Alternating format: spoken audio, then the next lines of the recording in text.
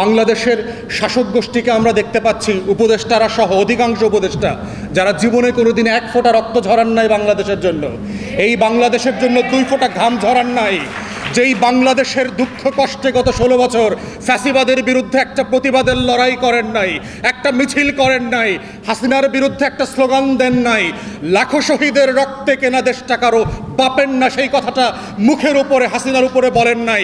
আপনাদেরকে আমরা দয়া করে উপদেষ্টা বানিয়েছি, এইটা ভুলে যাবেন না কিন্তু।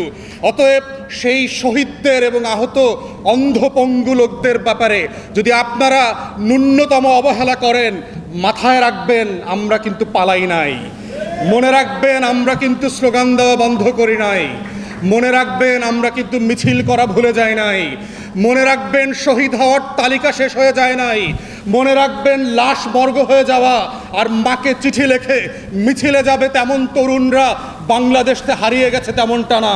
মুগ্ধ হয়ে, আসিফ হয়ে, নাহিয়ান হয়ে, আতিক এবং এমদাদ হয়ে বাংলাদেশের লক্ষ কোটি তরুণরা আবার মিছিলে আসবে, আবার স্লোগান দেবে, আবার রাষ্ট্র সংস্কারের দাবি তুলবে, আবার স্লোগানে স্লোগানে তারা বলবে বাংলাদেশকে বদলে দিতে হবে।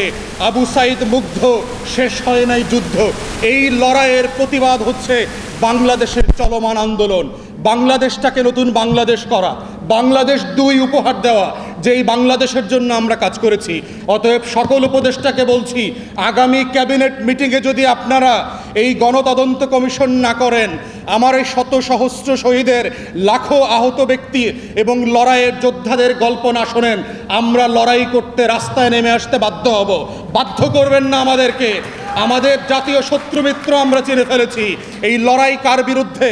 সেই জাতীয় শত্রুর বিরুদ্ধে থেকে লড়াইকে আমাদেরকে মুখ ফিরায় নিতে বাধ্য করবেন না। তাই আমরা বারবার বলেছি, প্রধান উপদেষ্টাকে বলেছি, অন্যান্য উপদেষ্টাকে বলেছি, গণতদন্ত কমিশন করেন, বিটিভি লাইভ সম্প্রচার করতে হবে। 24 ঘন্টা প্রয়োজনে বাংলাদেশের লক্ষ লক্ষ মানুষ এসে এখানে তার জীবনের গল্পটা বলবে।